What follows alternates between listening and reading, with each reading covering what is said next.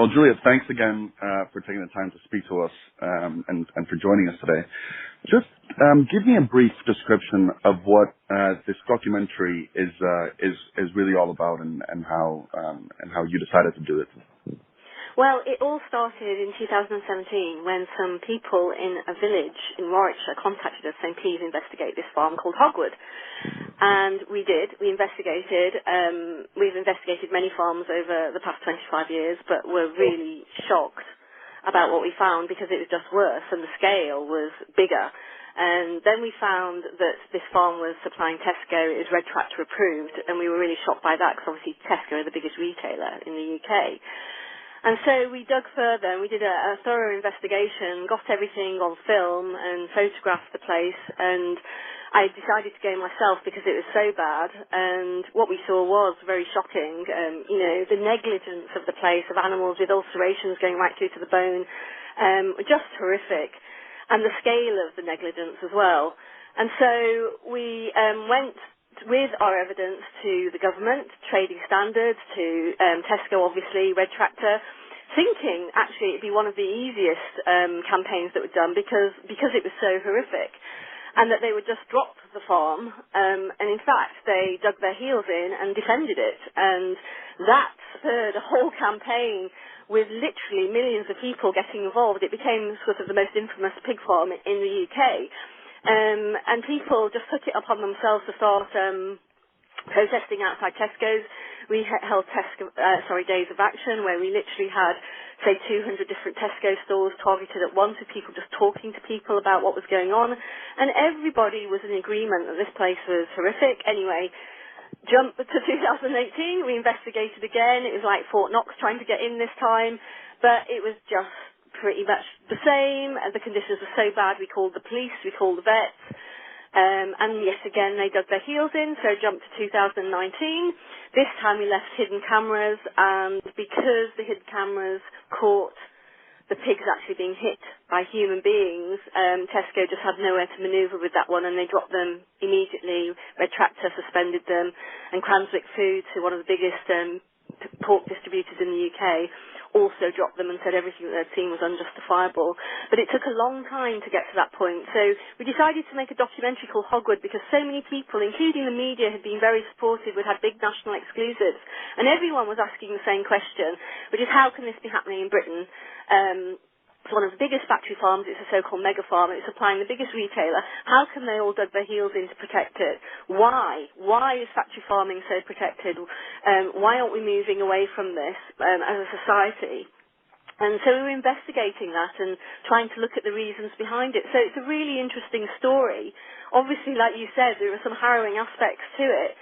But I think the documentary is riveting and gripping, certainly from the reviews coming back, which are overwhelmingly positive. I was so pleased last night to see Lewis Hamilton, the Formula One champion, shared the trailer on his Instagram stories, and it just trended across Instagram. So there are lots of people who are really interested in the story, and why the hell is Britain still so behind factory farming in this day and age? Yeah, because it's one of those things. We think that the UK and Europe in general really has high standards of factory farming and tries to keep the standards quite high. But when you see the documentary, it's just not true, right? I know it is. It's shocking because we like to think of ourselves as a civilized nation, and that justice wouldn't happen here. And we like to think of all the brutality. We kind of want to think, oh, that happens over there. But it's factory farming. The really sort of upsetting thing is factory farming is actually growing. It's not shrinking. So intensive farming is becoming more intensive, and it's like you've got two things going on at once, which sound contradictory, but it's true. Intensive farming is growing and becoming more intensive, and at the same time, veganism is growing. So you've got two completely disparate things going on in the UK, although they're connected actually. But what we're looking at now is, lobbying the government to actually say end factory farming. And as you'll be aware, the documentary widens out to global issues like the environment, of course, and antibiotic resistance and pandemics themselves, of course, saying factory farming really has to go. And the slogan that we're using for that is end factory farming before it ends us. Yeah, and going back to that conversation that we had over, how pandemics and how these viruses have, I think I remember there was three or four, right? Pandemic That's right. viruses are normally from animals in markets or in factory farms, and it just doesn't, it just doesn't seem to really correlate into the minds of the people who are doing the factory farming, because it almost doesn't register that it's from that. So you also, as you mentioned, you have an environmental researcher, right, in the documentary that kind of speaks on it and talks a little bit more about this side of the industry and more the pandemic of the exploitation of animals and how those viruses come about from there, right? Yeah, that was interesting because Joseph Poore is the researcher from Oxford University, and he does very little media indeed, but he's one of the most well-respected environmental researchers in the world, and had a paper published recently which is the biggest study of the impact of foods, all different types of foods, thousands of them, on the environment. And through his own research he went vegan. And he contacted Viva and actually said, we really admire what you're doing. And so I invited him to be part of this documentary, and I was absolutely thrilled that he agreed, because as I say, it's really unusual for him to do that. But he feels so strongly about it because the human population is, set to grow by 2050. We're looking at, 10 billion people on the planet. And what environmental scientists are saying is it's wholly unsustainable to consume meat, certainly on the scale that the human population is doing, and factory farming simply has to go. There is no room for it in terms of these environmental issues like global warming and so on now, because it wastes so much land, because you have to grow loads of crops to then feed these billions of animals. And that land, if it's used to grow crops to feed people directly, you'd need 76% less of it. So you can imagine in a world where we're destroying wildernesses now for the last bits of land for grazing and food crops for fodder, we just can't afford this meat-based lifestyle. And that's what he talks about, and also things like there's obviously pollution of water, the overusage of fresh water. There are massive issues connected to factory farming and consuming meat. And then there's Dr. Josh Collymore, who's a public health expert. So his concern are twofold. One is antibiotic resistance. So we get used to hearing, the criticism of GPs for overusing antibiotics for us. But in fact, the biggest use of antibiotics, of course, is for factory farming. Because how do you keep these animals alive in conditions where you're cramming thousands together? How do you stop the spread of disease? So, of course, you use drugs. And so the biggest overuse and the biggest usage of antibiotics by far in the world is factory farming. And it's directly causing the resistance of these bugs to use of these drugs. So he talks about, a post-antibiotic era, which is really scary. And then there's the whole connection to pandemic. So we talked very briefly about that in the video, but it's part of the interweaving of the story. Like you said, these viruses are swirling around factory farms of the world, no exaggeration. I mean, with bird flu, the World Health Organization has said exceptionally clearly that they think that's going to be the next pandemic. And if it is, we're in real trouble, because bird flu has jumped across to humans now hundreds of times. And when it does, its death rate is 60%, so over half the people it infects dies. When you compare that to coronavirus, which in the UK is less than 1%. And so the thing is, it hasn't made those final mutations to become contagious person to person, and it's not many mutations away from being able to do that. So that's the huge worry. But the reason factory farms are so dangerous is because these bugs have got the opportunity to mutate trillions of times when you're keeping tens and tens of thousands of animals crammed together in really unhygienic, dirty conditions, which, so the animals are completely under stress all the time. Yeah, and it's just setting almost the perfect storm for any of these pandemics to be able to kind of, as you mentioned, mutate and produce and be able to go into humans. I mean, does it feel quite? I imagine that this moment is very nice because the documentary has done so well and the reviews you've been getting have been so nice. But is it quite frustrating sometimes to talk about this subject and see that the authorities, once you've presented the findings of your investigation in 2018, 2019, don't defend defend the farm and defend the factory farming, rather than actually standing up and saying this is wrong, only until it's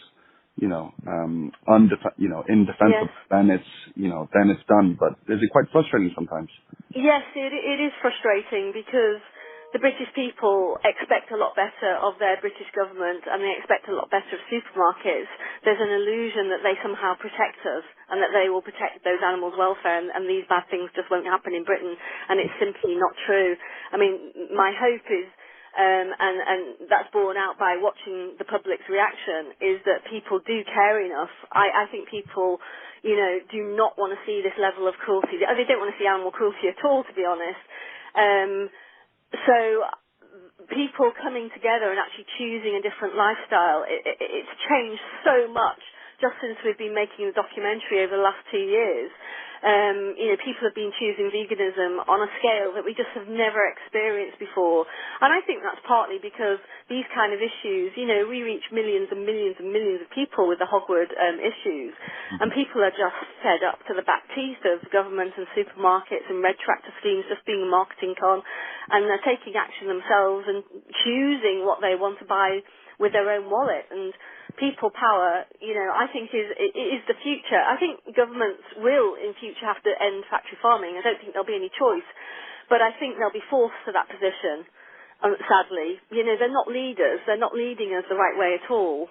They're being forced into to do some good when that good happens, which is a real sadness and tragedy for those animals, of course. Yeah, completely.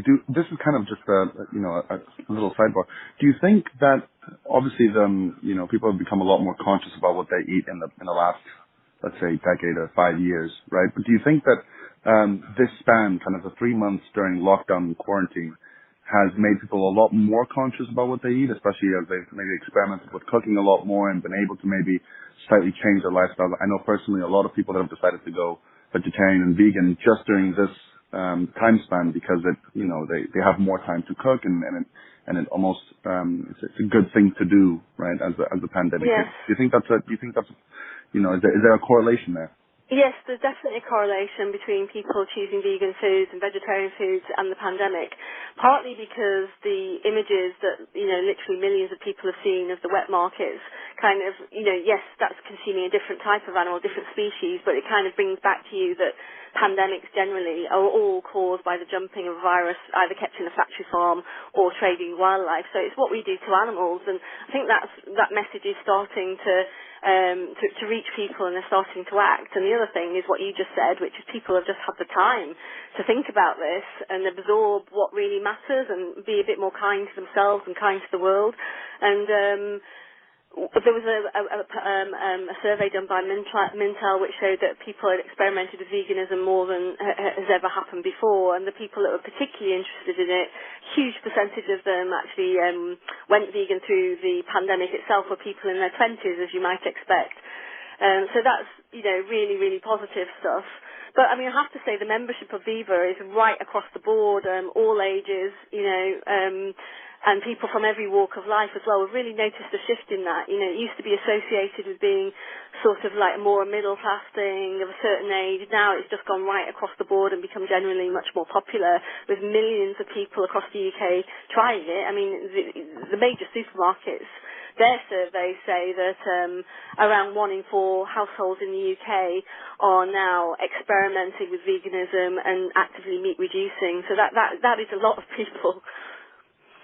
Yeah, it really is, and it really is. And just finally, Juliet, where can our listeners here at Sky News go to either watch, this new documentary, Hogwood Farm, and where does it stream and all that information, and also where could they just go in general about information on veganism and on trying to change, consumption habits to, as I think is quite necessary now.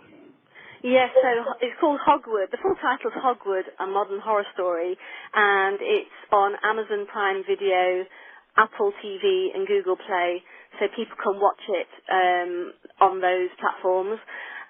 You could go to the website hogwoodmovie.com, which gives you more information about the movie, and there's an FAQ section and various links. One of the things I get asked an awful lot is, I'm convinced, what do I do? so I often send people to veganrecipe.club.org.uk, because that's Viva's recipe club, and it's got hundreds and hundreds of recipes. It's a very good search engine. You can put ingredients in there and it'll come up with recipes using whatever you've got left in the fridge.